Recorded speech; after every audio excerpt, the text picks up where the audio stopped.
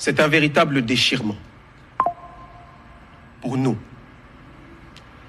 Un véritable déchirement parce que nous nous rendons compte que aujourd'hui, un pays voisin, que moi je traiterais d'un État belliqueux, exploite les quelques problèmes que nous pouvons avoir dans notre pays. N'oublions pas que nous sommes un pays immense, avec 450 tribus, des exactions qui se font parce qu'il y a des gens qui sont détenteurs d'armes. Mais ce problème est exacerbé aujourd'hui à cause de l'ingérence d'un pays voisin qui est le Rwanda. L'ingérence du Rwanda, au travers des multiples invasions qu'ils ont perpétrées dans notre pays, font que ce problème a pris une dimension qui est aujourd'hui, qui nous fait vivre la situation, comment je vais appeler ça, cette situation terrible que nous connaissons aujourd'hui, où notre pays est divisé, où notre pays est victime d'une agression, d'une occupation, avec des prétextes fallacieux, où un pays vous dit « je viens pour protéger la minorité Tutsi ou la minorité Banyamulenge qui sont en danger d'extermination ».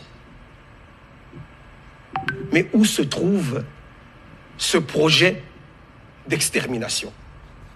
Qu'on me dise à quel endroit on a concocté ce projet et combien de Tutsis aujourd'hui sont massacrés dans notre pays. Nous avons ici affaire à une situation où vous avez un pyromane qui vient, qui dit il y a le feu, alors que le feu n'existe pas, et qui vient après dire c'est moi le pompier pour éteindre ce feu parce que je viens pour protéger une minorité.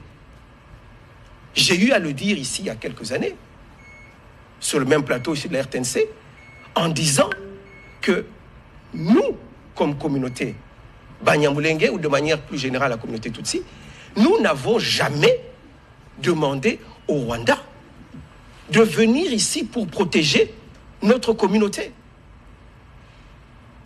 Bien au contraire, les différentes invasions que fait le Rwanda ne fait qu'exacerber les problèmes de cohabitation qui peuvent exister. Parce qu'il en existe aussi entre les Luba et les Katangais. Nous l'avons vécu ici. Lors des joutes électorales, on a senti une certaine violence qui est revenue entre ces deux communautés. Nous le vivons aussi en Ituri, entre les Hema et les Lendu, ou encore ici, plus près de Kinshasa, entre les Teke et les Yaka. Tous ces problèmes de cohabitation sont des problèmes que doit résoudre la République démocratique du Congo, parce que ce sont des défis internes. Point n'est besoin de voir un État voisin devenir l'avocat d'une partie de notre population et intervenir militairement avec plus de milliers de soldats, soi-disant pour protéger une communauté. Non, l'agenda est tout autre. Parce que je voudrais savoir, et je pose la question, qui protège la communauté Banyamulenge installée ici à Kinshasa?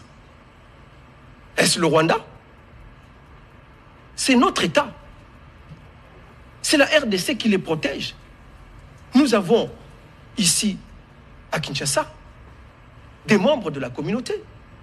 Moi, je les fréquente, je les vois tous les jours. Ils circulent librement dans les villes de Kinshasa. Dans la ville de Kinshasa. Nous avons notre communauté, en bon nombre, à Bukavu. Est-ce que c'est les Rwandais qui les protégeaient? Bien sûr, je parle d'avant l'invasion, parce qu'aujourd'hui, ils vont dire que c'est eux qui les protègent. Non.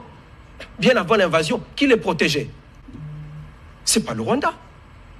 Ceux qui sont à Uvira, ceux qui sont à Lubumbashi, ceux qui sont à Kolwezi, sans oublier le gros qui vit dans les hauts plateaux de Mwenga à Fizi, Uvira, à Minembwe, puisque c'est